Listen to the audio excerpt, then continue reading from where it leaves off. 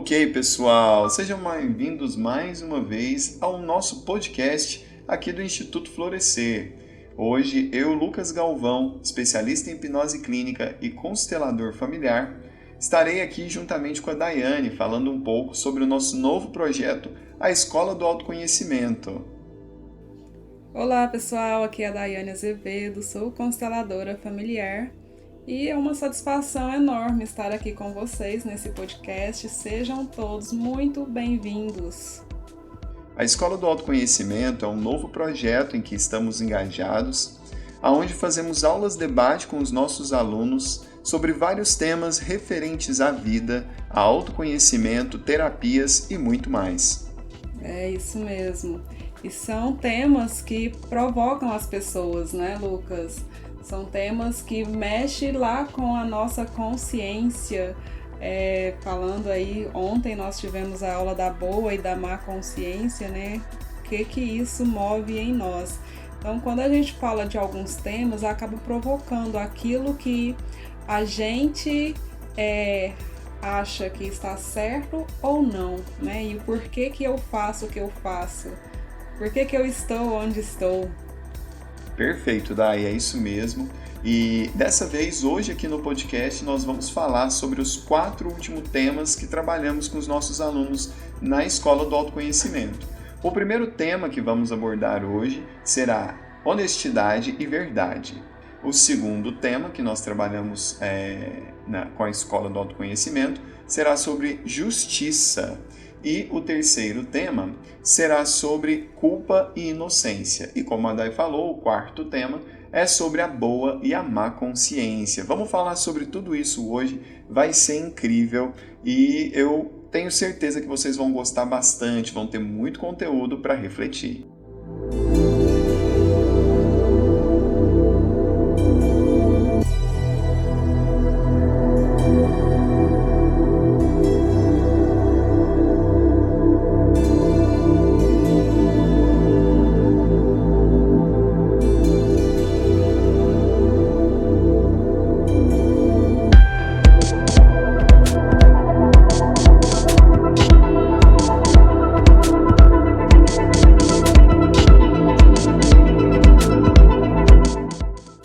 Falando sobre a honestidade, até que ponto, né? Como que tá o meu termostato de ser honesto? Como que eu me comporto, né? Tanto com as outras pessoas quanto comigo mesmo. Será que eu sou, no fundo, honesto de verdade ou é honestidade mascarada? E isso é muito importante quando a gente se trata das nossas próprias emoções, né? Muitas vezes eu acabo mentindo para mim mesmo, usando ali de argumentos morais, né? Para poder me colocar de uma certa forma mais inocente em relação às situações, inclusive até mesmo dentro das minhas emoções. Então, será que eu estou sendo honesto até comigo mesmo ou será que eu estou contando para mim algumas pequenas mentiras? Então, onde está essas máscaras que a gente coloca, né, Dai? Essa honestidade, eu vejo que muitas pessoas têm uma honestidade, mas de acordo com o padrão que a sociedade me cobra. Então eu vou ser honesto na medida que eu vou ser cobrado ou julgado por aquilo. Então, se no momento estão me cobrando para eu me comportar de um jeito, então vou ser honesto me comportando dessa forma para que eu não seja julgado nem criticado, e então eu me comporto dessa forma. Mas, e se eu não estivesse sendo julgado nem criticado, será que eu agiria da mesma forma? Será que eu faria a mesma coisa? Quando ninguém está olhando, por exemplo, quando a última porta se fecha, quem sou eu? Será que as minhas atitudes, elas prevalecem em todos os momentos, em todos os instantes? Ou não, dentro da minha casa eu sou de uma forma porque agora sou eu. Agora dentro da minha casa ninguém está me vendo, então eu me comporto dessa forma. E quando eu saio na rua, eu vou ser uma outra pessoa de acordo com aquilo ali que as pessoas estão exigindo. Tem um estudo, um teste que o pessoal fez, Dai, que é muito interessante, eu gostaria de compartilhar aqui. Foi feito um teste com as pessoas, de perguntas e respostas ali, sobre a honestidade, né? E o que ficou evidente é que as pessoas, elas não são totalmente honestas, porque elas acreditam que se elas forem totalmente honestas, as pessoas vão passar a perna nelas.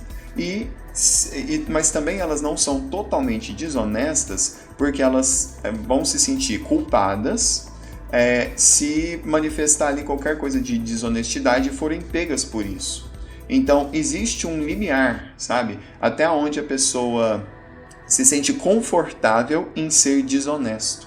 Olha que coisa interessante, né? Então, de certa forma, a gente já pode perceber que essa honestidade, ela é muito maleável de acordo com a percepção de cada pessoa. Então tem um limite até onde as pessoas se dizem honestas. Por exemplo, tem pessoas que dizem assim, porque eu sou honesto, eu pago as minhas contas em dia, eu não estou devendo nada, mas faz um gato de internet, faz uma pequena falcatrua aqui e ali, fura um sinal vermelho, sabe? E isso é tipo assim, o tolerável, entende? De desonestidade. Olha que coisa interessante. Sim. Esse termo, essa forma que você diz, se eu estou sendo justo com as pessoas à minha volta, né? Com, sei lá, isso. Se eu estou sonegando imposto, se eu estou pulando a fila, se eu estou passando na frente de alguém. Então, essa forma aí de honestidade com os outros. Mas é o que eu vejo também, que às vezes nós somos desonestos conosco mesmo. Quando eu me engano, quando às vezes eu quero falar não e eu acabo falando sim, que é uma forma de ser aceito. Então eu preciso ser desonesto comigo para que as pessoas à minha volta, entre aspas, gostem de mim. Então, muitas vezes a gente é desonesto com a gente mesmo. Muitas vezes a gente adoece simplesmente porque não foi honesto com o nosso próprio corpo, com a nossa própria saúde. Então esse termo de justiça, ele abrange todos os parâmetros, né? Com a gente mesmo, a gente muitas vezes é desonesto com o nosso corpo, com o nosso ser. Por exemplo, tem pessoas que têm problemas emocionais, mas não procuram um especialista para ajudá-las. E ficam ali se enganando, achando que isso vai passar e tal, recebendo conselhos e conselhos de amigos, e nunca vai procurar alguém que vai ali de fato ajudar, né? E ela sabe, todas as pessoas sabem de fato o que elas precisam fazer, mas ficam enganando a si mesmas. Isso pode acontecer muito, Dai, por causa da forma com que a gente aprendeu a olhar para a nossa vida, né? De acordo com os referenciais ali da família, das instituições, a gente vai aprendendo uma forma de olhar para a realidade. E normalmente o que eu percebo é que as pessoas não são ensinadas a fazer um bom gerenciamento das suas emoções, e muito pelo contrário, elas são até incentivadas a ou carregar aquilo, falar assim, homem não chora, engole esse choro, menino, né? Às vezes não olha para aquela emoção e acaba engolindo a seco aquilo, né? E aí o movimento de vida que a pessoa faz é passar com um rolo compressor em cima das emoções, o que não é nada saudável, porque as nossas emoções, elas definem o equilíbrio da nossa vida. Então, por exemplo, através dos nossos estados emocionais, o nosso corpo ele reage. Então, se eu estou num momento de euforia, meu coração bate mais rápido, a minha respiração fica mais profunda, toda a adrenalina no meu corpo faz com que eu sinta, eu vibre com aquele momento. E quando eu estou num momento de profundo relaxamento, o meu corpo ele se vê permitido a descansar de uma maneira bem suave, bem tranquila. Agora imagine uma pessoa que perdeu esse equilíbrio. Então quando ela deita para dormir, ela não consegue relaxar, ela não dorme, né? E quando ela está eufórica, na verdade o corpo ela não entende aquilo, ela entra num estado de ansiedade e acaba não aproveitando bem aquele momento. Então veja que o equilíbrio das nossas emoções tem uma profunda ligação com a forma que a gente vive a nossa vida. Se isso se desequilibra, a gente vai ter, logicamente, várias doenças. Exato, exato. E aí a gente já vai lá para aquele sentimento de culpa, né? Atropelando aqui os temas. Mas isso aí vai gerando uma culpa quando a gente não tem essa honestidade, né? E a gente sabe que está sendo desonesto, e aí vai gerando aí esse sentimento de culpa. E quando a gente se acha que está sendo honesto, gera a inocência. Seria isso, Lucas? Eu vejo que quando nós damos, assim, o sentimento de inocência, ele tem alguns mecanismos, né? Por exemplo, quando eu dou uma boa desculpa pro meu coração, tipo assim, eu tô carregando isso daqui pela minha família, vou resolver isso aqui pela minha família, porque ninguém mais vai dar conta e eu dou conta. Então, eu me sinto inocente em relação a isso, né? Então, essa desculpa bem contada, com um motivo, com um propósito, me coloca no sentimento de inocência, né? Mas aí, no fundo, eu me sinto culpado comigo mesmo. Mas é uma culpa que eu não tomo consciência dela até perceber que eu estou cansado demais para fazer as minhas coisas, que eu estou carregando um peso além da conta e que a minha saúde está indo embora.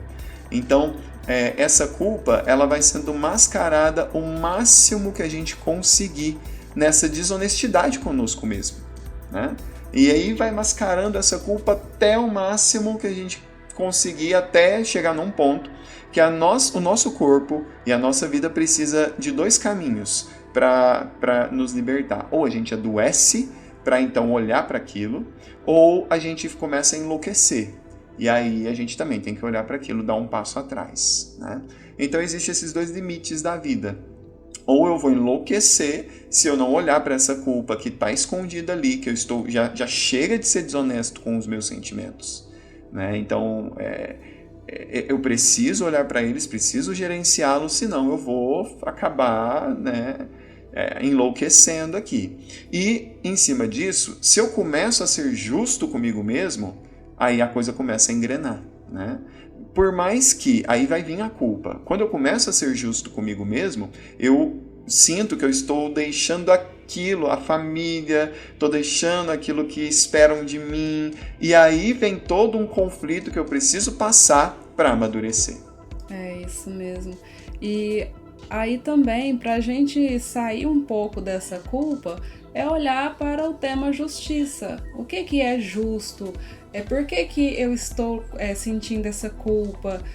De onde que veio isso? Será que é justo? Será que a forma que o mundo foi apresentado para mim, como que é certo, que é errado, que é o bom ou que é o ruim, e em cima disso eu vou gerando ali o que é certo, o que é errado, e se eu não vou para o lado que foi imposto, que era o lado certo, vai gerando essa culpa.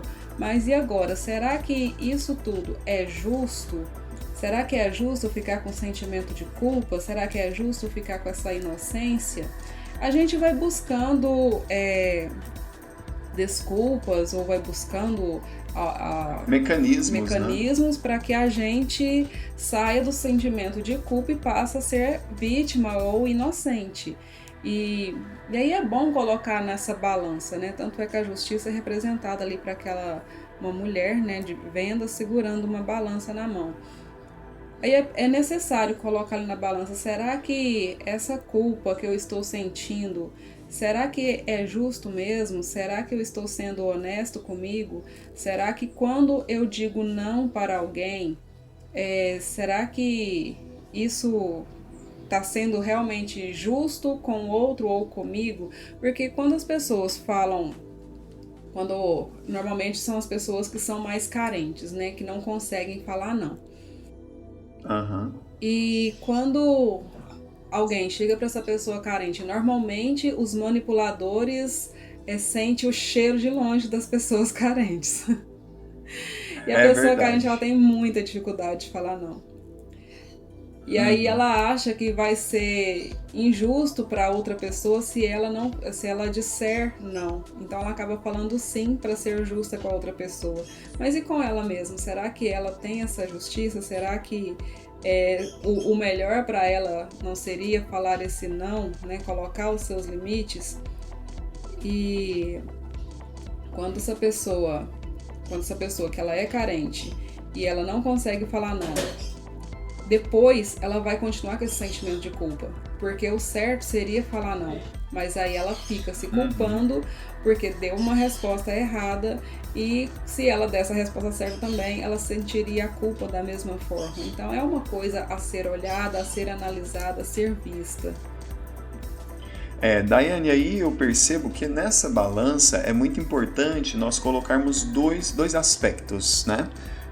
O aspecto da assertividade, ele tem dois lados. O lado passivo, que é quando eu consigo olhar para os sentimentos do outro, aceitando ele, né, de uma maneira empática, de uma maneira a reconhecê-lo.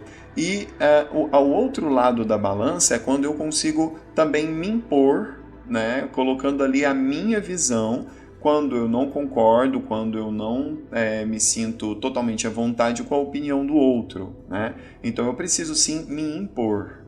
E isso tudo é o aspecto da assertividade, né?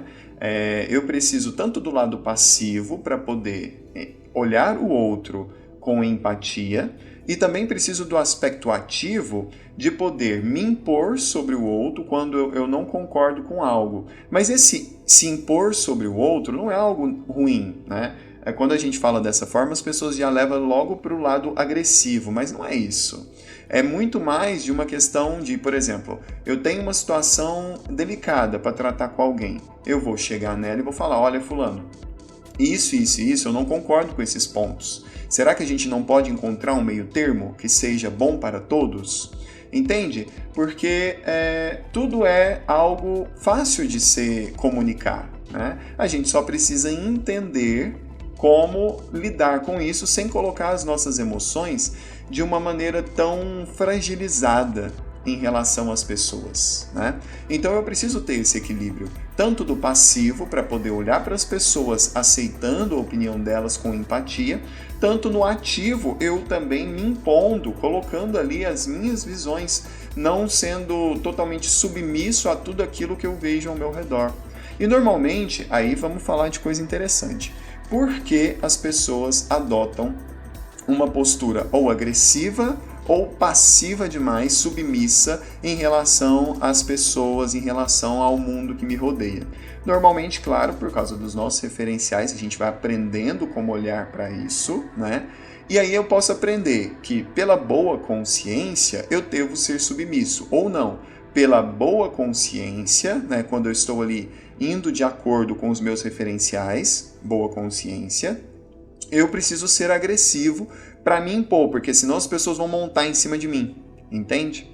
Então, em cima, ou até mesmo, de acordo com as dinâmicas que eu vejo dentro de casa, eu já aprendo isso sem que me ensinem, né? Eu vejo ali a minha mãe sempre falando mais grosso que o meu pai, para ele não se sentir superior a ela, e ela já fica nesse estado. E tudo isso é autodefesa, né? São autodefesas porque nós estamos nos sentindo atacados, mesmo que ali não exista nenhum tipo de ataque. Então nós nos sentimos atacados, então antes de que alguém me ataque, ou eu me defendo ou eu ataco, né? Então, olha que coisa interessante. E tudo isso está ali dentro da boa, da má consciência, também dentro de tudo isso que a gente fala sobre justiça. Porque para não ser julgado, eu prefiro julgar primeiro, ou eu prefiro me colocar como vítima, como inocente ou como rebelde. O rebelde, ele já nega tudo, né? Ele começa a atacar as pessoas ao bel prazer, porque dessa forma ele consegue lidar com as situações. É porque tá tudo errado mesmo, então foda-se tudo, não vou fazer as coisas do jeito que me pedem também não, porque tá tudo errado, então eu vou fazer do meu jeito e é isso aí, sabe? Então olha como as nossas emoções são delicadas, as nossas dinâmicas. Sim. A questão da pessoa que ela é mais carente, que inclusive nós vamos falar de... Não posso falar, posso falar o próximo tema da aula. Então, nós vamos falar mais sobre essas questões dessas pessoas nesse posicionamento de carência, por exemplo. Normalmente, a pessoa carente, quando ela está já exausta de ser sugada, porque os manipuladores elas vão em cima mesmo. Aliás, né, as pessoas carentes, elas se conectam muito com os manipuladores. Então, quando essa pessoa carente, ela vai ficando exausta daquilo, e ela tem muita dificuldade de colocar limite, de dizer não, a atitude dela é de ser agressiva. Porque ela não sabe como que faz, ela não sabe como agir, ela não tem essa inteligência emocional para lidar com essa situação. Então ela fica agressiva, ela devolve aquilo com agressividade. E quando ela se vê sendo agressiva, ela se sente muito mal. Porque a pior coisa que ela vê, que ela quer ver numa pessoa, é uma pessoa agressiva. E normalmente é o que acontece, é como que as pessoas tratam ela. E ela acha isso horrível, uma pessoa que é agressiva. E quando ela se depara nessa situação, ela fica mal. Isso tem o sentimento de culpa. Nossa, eu me sinto culpada porque eu fui dessa forma com a pessoa e eu não quero ser assim. Exatamente. Só que é a única ferramenta, o único meio que ela teve de colocar um limite. E por isso ela se torna agressiva, mas ela não é agressiva, ela não quer ser agressiva, porque ela não sabe como lidar com a situação. E aí, normalmente, essas pessoas, elas têm esse posicionamento, até para dar um chega, um basta, porque ela não suporta mais. Nossa, como é interessante falar sobre tudo isso, né, Daiane? Eu fico, assim, muito feliz da gente estar podendo trabalhar esses temas, inclusive com os nossos alunos, né? A Escola do Autoconhecimento foi uma iniciativa muito bacana que eu e a Daiane pensamos, né? Nós já vínhamos conversando bastante sobre autoconhecimento e achamos por bem trazer isso de uma maneira mais aberta para todo mundo. Está funcionando todas as quartas-feiras de maneira presencial e online, viu, pessoal? E aí, quem se sentir interessado em participar conosco, pode vir, pode fazer uma aula experimental, ver se o teor da aula te agrada, né? Seja honesto consigo mesmo, se dê essa oportunidade, sinta se isso é para você, né? E aí você pode estar aprendendo muito mais sobre si mesmo. São aulas profundamente reflexivas, deixa a gente assim bastante introspectivo e traz ali oportunidades belíssimas para a gente olhar para dentro da nossa própria personalidade. Muito bem, Dai, é isso aí. Fantástico, Lucas. Lucas, já que você abordou essa questão, deixa aí o seu contato, o seu telefone, depois eu deixo o meu, a pessoa que está ouvindo, que ainda não é aluno da escola, quem sabe entra em contato. Perfeito. Bom, então eu sou o Lucas Galvão. O meu contato, para entrar em contato diretamente comigo no meu WhatsApp, é 34 991 74 6617. Isso, estamos em Uberlândia, mas aulas online para todo o Brasil e exterior, fique à vontade. O meu telefone é o 34 também, 98867-8350. Pode entrar em contato com a gente também pelo Instagram. O meu é o Daiane Terapeuta. Pode me procurar lá no Instagram. O Lucas é terapeuta _ Lucas Galvão. Isso mesmo. Sigam a gente. No Instagram nós estamos fazendo lives toda semana também com o tema da semana, né? Então vai ter já muito conteúdo lá no Instagram para vocês darem uma olhadinha, porque aqui nós estamos fazendo um belo resumão sobre os 4 últimos temas, pois na Escola do Autoconhecimento nós estamos sempre fazendo pequenas temporadas de assuntos correlacionados. Então você pode perceber que esses 4 assuntos que estamos falando hoje, eles têm uma profunda ligação um com o outro, né? Então, honestidade, verdade, justiça, julgamento, boa e má consciência, culpa e inocência são temas que estão totalmente correlacionados. E hoje aqui nós estamos com o propósito de fazer esse grande resumão para você que não teve a oportunidade de nos conhecer antes. E também para aqueles nossos alunos que também querem rever a matéria que foi dada nesse último mês, né? São aulas toda semana e cada tema foi dado em uma semana, completando aí um mês. No próximo ciclo, né, nós falaremos sobre 4 temas que estão mais ligados às nossas emoções. Então vai ser bem interessante aí, né, como olhar para as nossas emoções.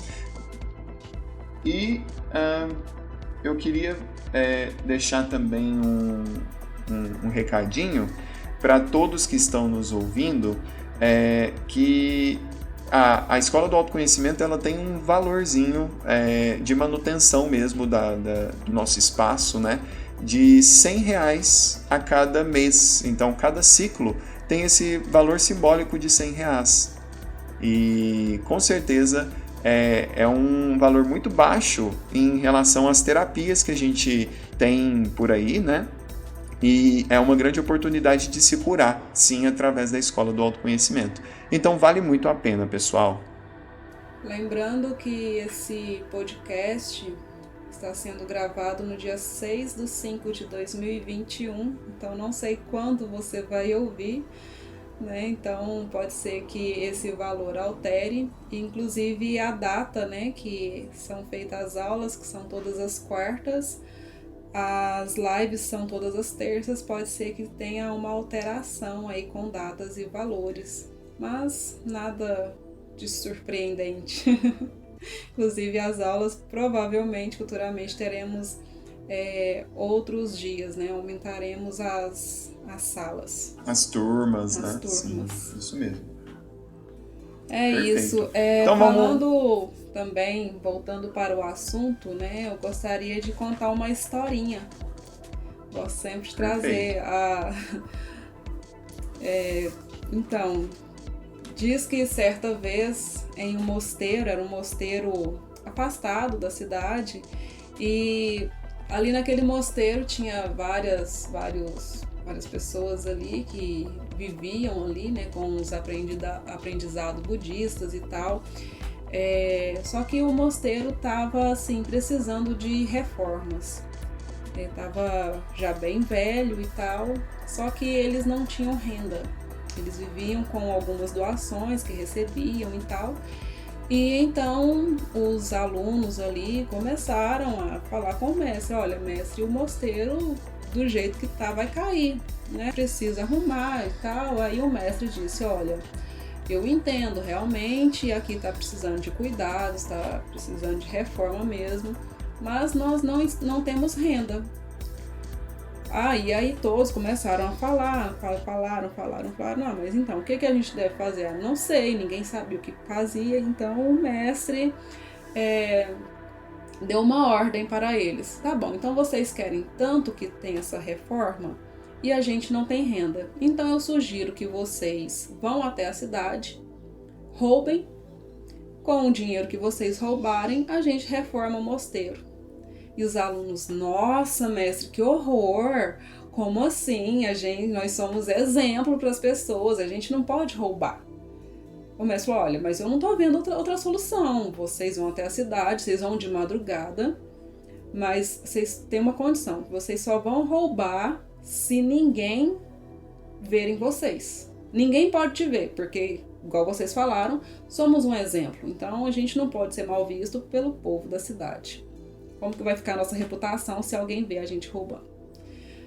E ali os alunos conversaram entre si, uns apoiaram, outros ficaram intrigados e tal, e na madrugada seguinte todos foram para a cidade para tentar fazer o roubo que o próprio mestre havia mandado. E então o mestre levantou e viu que tinha ficado no mosteiro, um aluno ficou no mosteiro. E o mestre foi lá e foi reclamar com ele: ué, o que você está fazendo aqui? O aluno disse: ué, mestre, eu estou fazendo exatamente o que o senhor mandou. O mestre falou: não, negativo, eu mandei que todos fossem à cidade para roubar. Aí o aluno olhou para o mestre e falou assim: então, mestre, eu estou fazendo exatamente o que o senhor mandou. Por quê? Você disse que era para roubar somente se ninguém estivesse me vendo. E eu estou me vendo o tempo todo.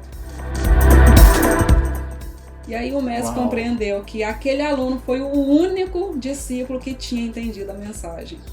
Se ninguém estiver te vendo, você pode roubar. Só que eu me vejo o tempo todo.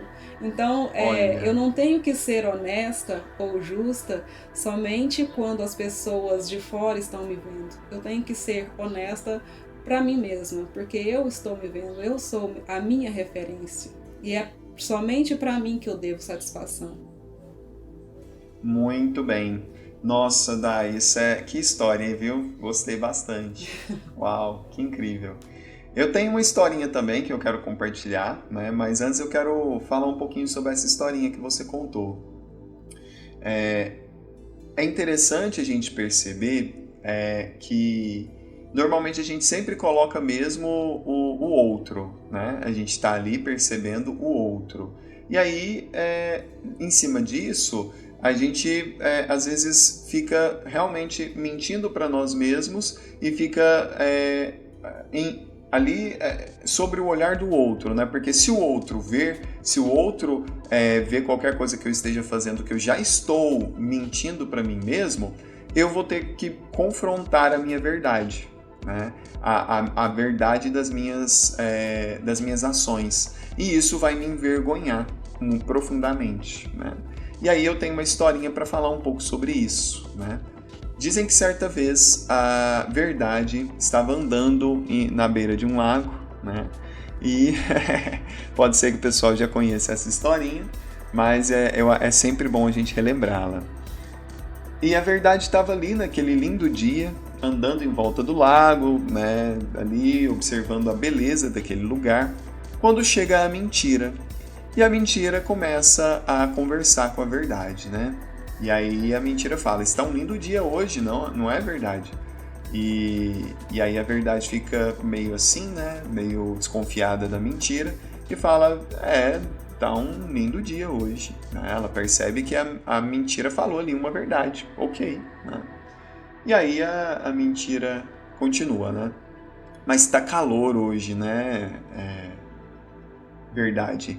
E aí ela constata que realmente estava um dia bem quente, né? E aí a Verdade foi ali, né? Percebendo que a Mentira estava falando umas verdades. Então ela falou, ok, acho que posso confiar um pouquinho aqui, né? E aí a Mentira falou assim, eu tive uma ideia, vamos nos refrescar no lago, né? E aí a Mentira já foi tirando a roupa e pulou no lago, né? E aí a Verdade falou, tá bom, né? Ok, acho que não tem problema. E aí a Verdade tirou as suas roupas também e foi se refrescar no lago. E ficou muito feliz de alguma forma poder confiar na Mentira, né? Porque a Verdade, né, ela, ali na sua inocência, foi tranquila se refrescar no lago junto com a Mentira.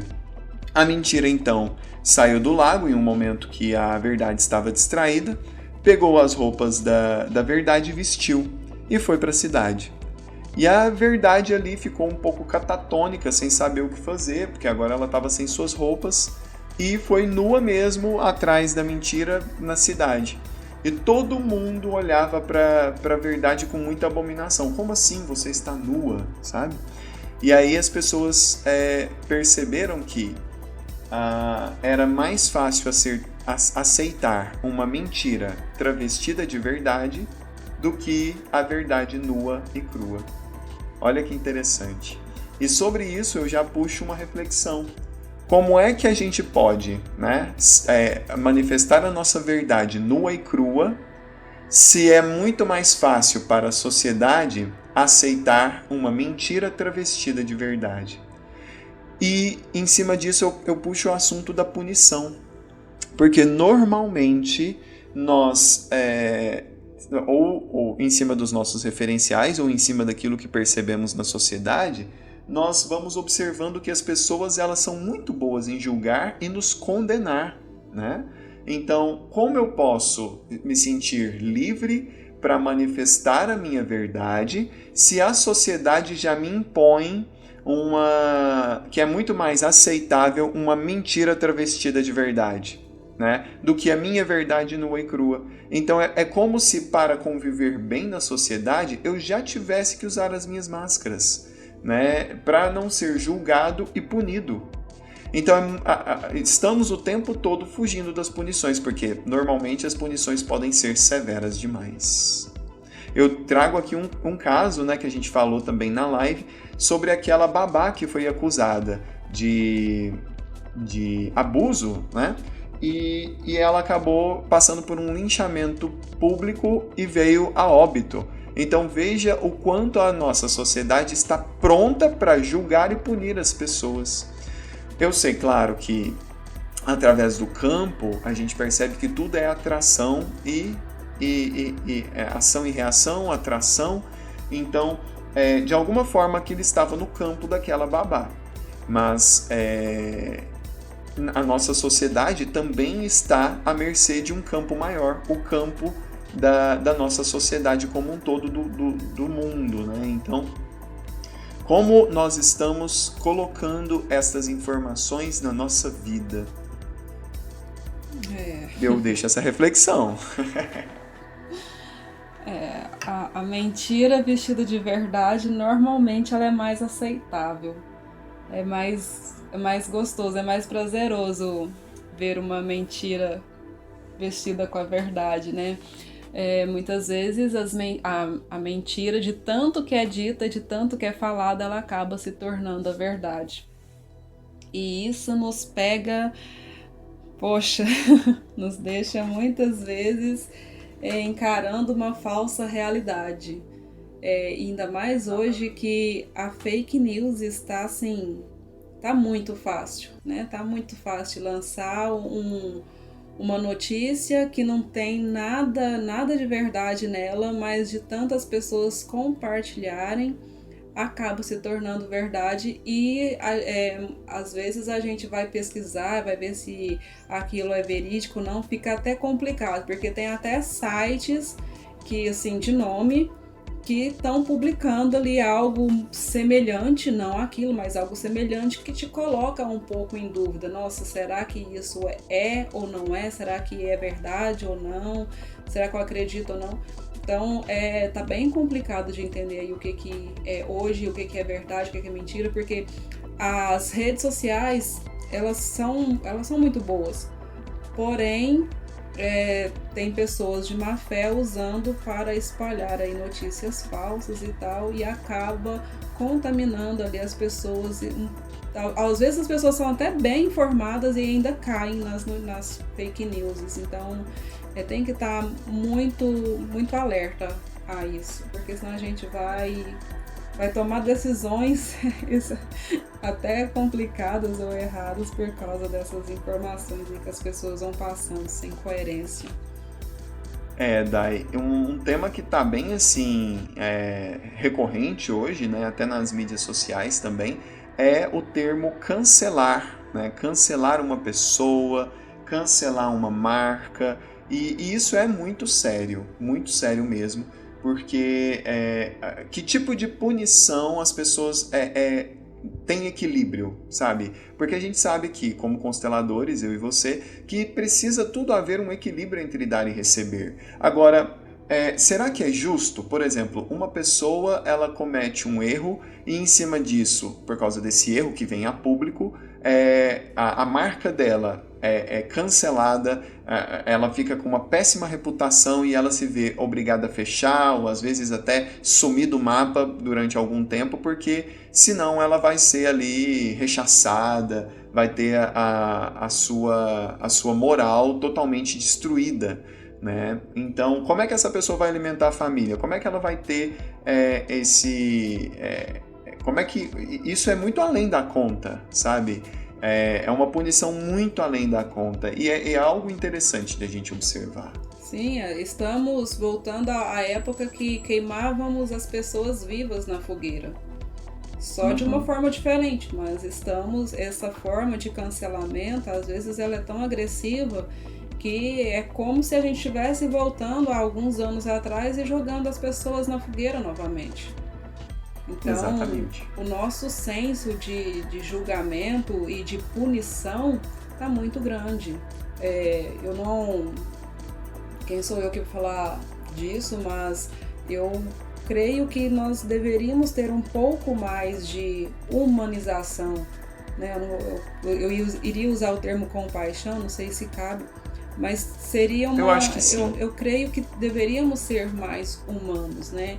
E o que é ser humano? Ser humano está coerente, né, com o nosso ser, tendo mais essa justiça, essa honestidade, o caráter, sabendo das nossas... O que é realmente o nosso ser, o que está lá no nosso íntimo, né? E a gente tem esse vício de esse cancelamento, essa exclusão. A gente tem muito isso no ser humano, né? Infelizmente. E eu penso que deveríamos olhar mais para a natureza, nesse contexto que a gente está falando, olhar mais para a natureza e ver o tanto que a natureza, uma ajuda a outra, né? Cada uma faz ali, tenta fazer a sua parte na natureza, né? E o ser humano, ele parece que ele quer atrapalhar o outro em vez de um apoiar e ajudar o outro. Então eu penso que está faltando um pouco mais de compaixão, mais um pouco de humanidade em nós. Sim, conosco mesmo e com os outros também, né, Dai? Levando assim aos extremos, a gente conseguiu falar bem sobre como as pessoas olham para si mesmas e também como as pessoas estão olhando para a humanidade, para a sociedade, né? Se desumanizando assim e se colocando muito nesse lugar de juiz. Porque esse lugar de juiz também, Dai, é um lugar de muito poder, né? Porque, por exemplo, enquanto eu estou julgando, enquanto eu estou podendo julgar, é muito mais fácil que eu não seja julgado, entende? E é a mesma dinâmica que acontece, por exemplo, dentro das escolas com o bullying, né? É muito mais fácil. Enquanto eu estou caçoando do outro, eu tiro a atenção de mim mesmo. Então, e isso já é um mecanismo de defesa daqueles que se sentem mais frágeis, daqueles que se sentem mais desconfortáveis na presença do outro. É muito mais fácil que eu caçoe do outro e tire a atenção de mim mesmo. Na primeira aula, quando nós falamos de ser honesto, é o tanto que é difícil da gente assumir um erro, de assumir a responsabilidade, né? Como uma aluna disse, eu não gosto desse nome de culpa, eu prefiro dar o nome de responsabilidade. E sim, culpa é assumir a responsabilidade de algo, né? E como a gente tem dificuldade de assumir essa responsabilidade, porque a gente tem medo de ser julgado. E na mesma moeda que a gente julga os outros, nós também vamos ser julgados. E todos nós temos esse hábito de julgamento. Não adianta falar assim, não, eu não julgo ninguém, não. Julga, o ser humano, é do ser humano esse julgar. E a gente julga mesmo, o tempo inteiro, a gente está olhando e observando algo. Por que a gente julga? Porque esse julgamento é necessário até para a nossa própria sobrevivência. Olha, hoje o tempo está quente ou está frio, então eu já estou fazendo um julgamento, né? Então eu preciso me vestir adequadamente com o tempo para que eu não sinta frio, nem passe muito calor. Eu saio na rua, eu vejo as pessoas. Aquela pessoa parece que tem boas intenções, aquela pessoa tem más intenções, eu vou atravessar a rua, vou passar pela outra calçada. Então a gente julga mesmo, e é por uma questão de sobrevivência. E tá tudo certo.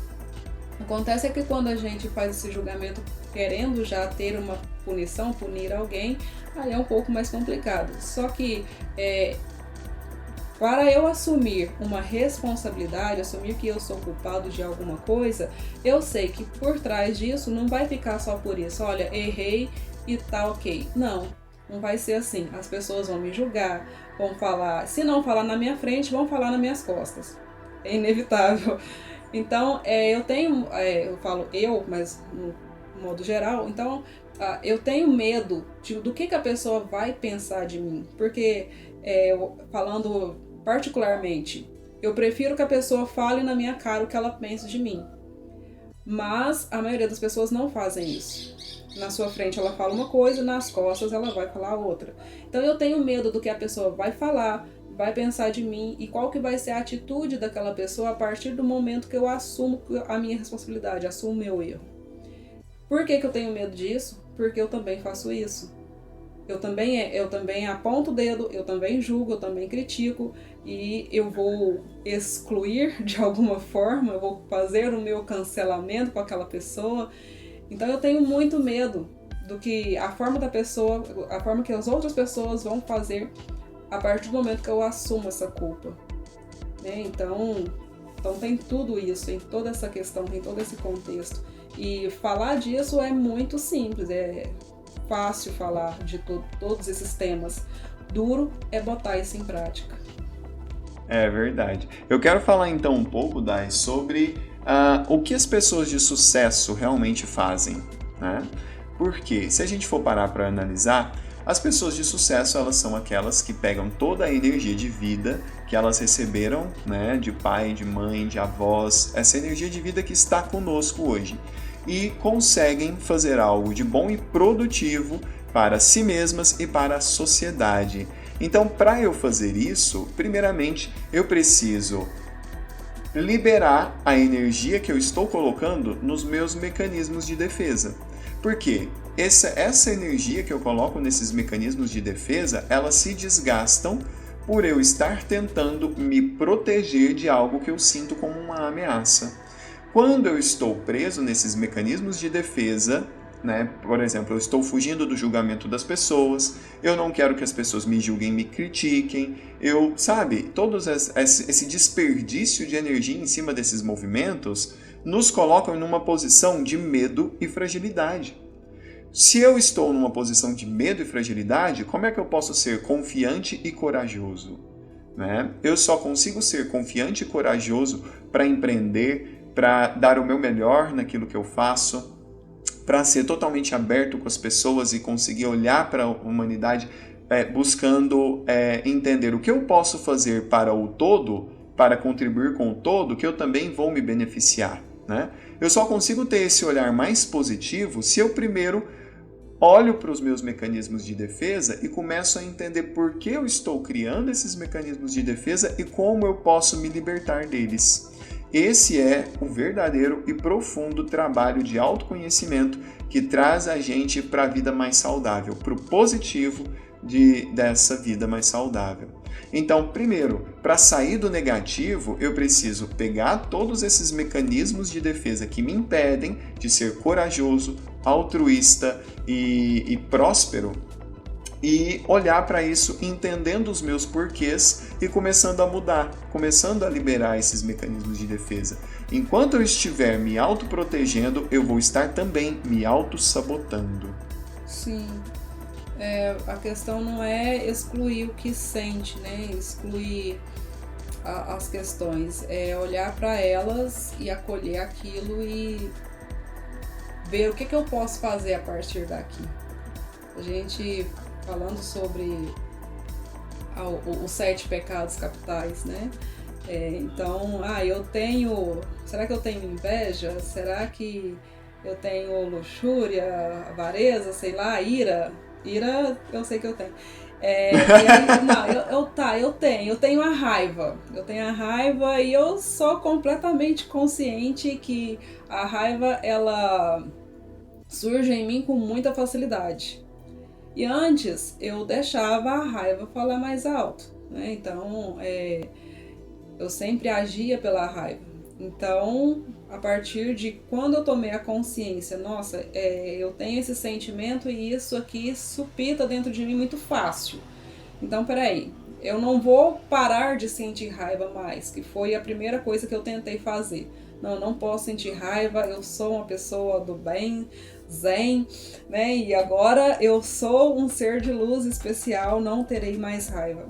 Nossa! E quem disse que o ser de luz especial não sente raiva? Exatamente. Quem disse? Quem disse isso, né?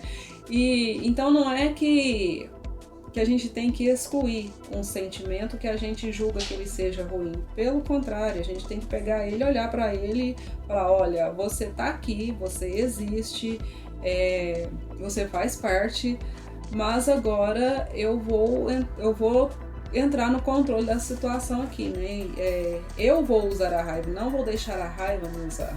é bem Exatamente. diferente. Exatamente. E aí eu começo a entender, peraí, por que eu sinto raiva? Que mecanismos disparam essa raiva em mim, né? Em que situações eu me vejo com raiva, né? Será que é quando as minhas expectativas são frustradas? Se é quando as minhas expectativas são frustradas, que expectativas são essas? E quando existe essa frustração das expectativas, que sentimentos isso desperta em mim? Será que é o sentimento de quando eu era uma criança e eu esperava às vezes que meu pai brincasse comigo e ele não brincava, que a minha mãe me desse atenção e ela não dava, e aí eu me sentia de certa forma excluído ou desamparado? Então veja que os sentimentos eles têm uma correlação muito profunda e as expectativas são um mecanismo de defesa muito forte que a gente sempre traz em relação à vida, né? Então, nessas ilusões que a gente coloca na nossa vida, a gente cria muitas expectativas. Aí agora resta saber se essas expectativas são realizáveis, se elas são realistas, né? Ou se elas são ilusórias em cima das nossas emoções. E aí, quando eu posso olhar para isso, eu saio um pouco, eu amadureço um pouco aquele sentimento da infância. Porque quando as minhas expectativas são frustradas, você pode perceber, gente, a gente entra num mecanismo de infantilidade muito grande. A gente bate o pé, a gente dá birra, a gente faz beicinho, igualzinho uma criança. Igualzinho. Como a gente se torna infantil? Nossa, hoje para mim é muito claro quando eu vejo outra pessoa nesses sentimentos, né, de um pouco infantil, e demora um pouco pra gente tomar consciência. Nossa, como eu tô infantil aqui. Nossa, como eu estou birrenta. Falta pouco eu bater meus pés daqui no chão. Exatamente. E olha que interessante, Dai, quando a gente está nesse movimento e a pessoa, e tem pessoas de fora que olham para você e falam: nossa, você vai fazer mesmo essa cena? Olha como você é infantil. Aí que a gente fica mais com mais raiva ainda. Porque parece que a nossa ferida está exposta e as pessoas não são capazes de acolher a nossa infantilidade. E realmente não é papel das pessoas acolher essa infantilidade, é o nosso papel como adulto. Exato. E às vezes a gente não quer que a pessoa nos alerte que a gente tá infantil, ou que a gente está exagerando, ou que não A gente precisa odeia agir isso, na dessa verdade. forma. Porque, aliás, né, quem que se coloca no papel de vítima não está procurando resolver a situação, está procurando aliados. Então, quando não encontra esse aliado, fala: nossa, aconteceu assim, a pessoa chega na gente e fala: não, você está exagerando, você não me entende, porque não é com você, porque comigo é diferente, é porque lá em casa é dessa forma, se você estivesse no meu lugar, você entenderia. E a gente está procurando alguém ali para passar a mão na nossa cabeça e falar: nossa, você sofre tanto, né? Nossa, como é difícil para você. A gente não quer resolver. A gente quer aliados. Porque a criança, ela dá birra, ela vê só o lado ruim da situação, ela vê só as problemáticas. O adulto não, o adulto olha para aquilo, compreende que aquilo está daquela forma e não que é daquela forma, e tenta resolver. O adulto, ele vai buscar solucionar uma causa. A criança, ela fica na dor, ela fica ali na amargura, remoendo aquela situação, no movimento de culpa.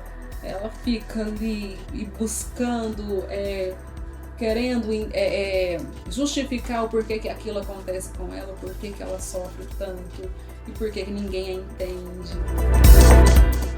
E esse é um mecanismo tão natural que aí normalmente as pessoas não entendem que esse autoacolhimento da criança interior é um movimento muito curador e que todo mundo precisa fazer, né? Porque se nossos pais fossem perfeitos, nós aprenderíamos tudo que é materno, tudo que é paterno, e construiríamos um adulto totalmente saudável e pronto para seguir a vida. Mas não é assim que acontece, porque nossos pais não são perfeitos. A gente pega aquilo que é capaz de aprender com o pai, com a mãe, e cria em nós um adulto infantilizado.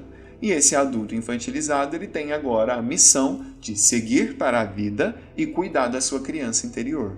Talvez chegue um dia que a gente consiga, sim, criar um adulto perfeito e siga para a vida feliz, aonde seguir para a vida tenha todo o sentimento de prazer que a vida pode nos dar. O que acontece normalmente é que quando a gente segue para a vida com o nosso adulto infantilizado, também vem muitos medos, né? Medos que a gente já está citando aqui, medo do julgamento, medo de não dar conta, medo de errar e ser punido por isso, né? Então, todos esses medos nos impedem de ser o máximo do nosso potencial. Mas se estamos aqui é para aprender, né, não, Dai? Exatamente, até mesmo Bert Hellinger dizia que somente o imperfeito evolui. Se a gente já está perfeito, já está completo, vai fazer o quê? Pensa uma árvore. A árvore ela tá lá pequenininha, sementinha, ela começa a crescer, criar suas raízes e vai crescendo, crescendo, fica adulta, passa anos ali e por anos ela vai caindo folhas, nascendo folhas, dando flores, frutos e ela se mantém ali. Quando ela, chegou ali o máximo dela, o que acontece? Ela morre. Ela vai morrer. Então, se a gente está nessa caminhada de evolução, de aprendizado, é porque tem vida. Para mim, a vida é isso, sabe? A vida é essa busca, é essa evolução, é esse ir atrás, é esse melhorar, é observar. Para mim isso é vida. Enquanto a gente está nesse ritmo de buscar, de compreender, aí isso para mim é maravilhoso. Isso sim para mim é vida. Então tá tudo certo. Esses altos e baixos que a gente passa, é só a vida acontecendo. Não tem nada que isso tá certo, isso tá ruim. Não, isso apenas acontece. É o fluxo. Exatamente.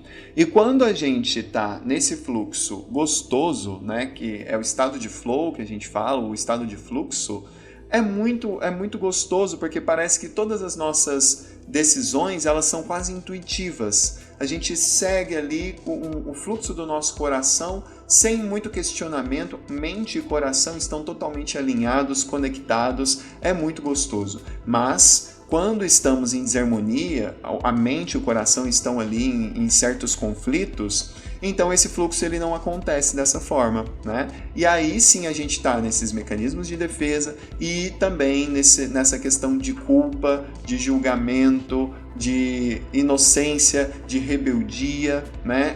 Esses mecanismos que a gente precisa olhar. Existe um ditado, Dai, que diz o seguinte: ou estamos verdes e amadurecendo, ou estamos maduros e apodrecendo. Então, como você se olha na vida, né? Será que você se vê como maduro? Então você já está apodrecendo. Mas se você se vê como verde, você está sempre amadurecendo, né? Agora, qual é o mal da pessoa que está se vendo como maduro? É porque essa pessoa, de alguma forma, foi muito mais fácil para ela pegar suas dores emocionais e trancar dentro do coração. Você pode até não perceber, mas dentro do seu coração, e todo mundo passa por isso, né, Dai? Todo mundo tem aquele momento que a gente olha para o coração e fala assim: eu não tenho problema, né? Tô bem, tô me sentindo bem. Mal sabe ela que dentro do coração existe um baú trancado a 7 chaves, com várias, né, dores emocionais. É uma verdadeira caixinha de Pandora, né, com várias dores emocionais que estão ali dentro, e a pessoa às vezes sente uma dor nas costas, sente uma dor de cabeça constante, mas fala: tá tudo bem, vou tomar um analgésico aqui, vai passar, né?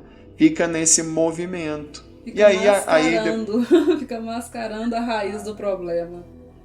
Exatamente. E aí você fica assim, no estado de platô na vida, né? A vida não vai para frente, mas também ela segue um ritmo constante em que você não é totalmente próspero, mas você não passa necessidade.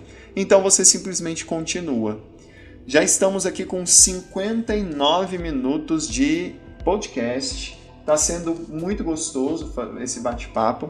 E eu acho que a gente pode finalizar com 1 hora de podcast, né não, Dai? Perfeito. Isso, exatamente. Perfeito. Gratidão, Lucas, por estar aqui, por esse podcast, por esse bate-papo que foi muito bom. Em breve nós gravaremos outro. Gratidão a todos vocês, ouvintes. Foi um prazer estar aqui nessa manhã com você, Dai. E com certeza eu acho que vamos poder ajudar muitas pessoas que estiveram aqui ouvindo o nosso podcast. Pessoal, se vocês quiserem comentar qualquer coisa que ouviram aqui hoje, não hesite em nos procurar nas redes sociais, no Instagram, para mandar mensagem, tá bom? Nós aqui somos terapeutas, trabalhamos no Instituto Florescer e atendemos com constelação familiar, eu também atendo com hipnose clínica, Daiane também com cura quântica, e estamos aqui à disposição para poder ajudar você nesses processos que talvez você tenha enxergado aqui hoje, tudo bem? Então, Dai, foi um prazer estar com você, foi um prazer estar com todos vocês nessa manhã e até a próxima, pessoal. Até a próxima. Tchau, tchau. Tchau, tchau.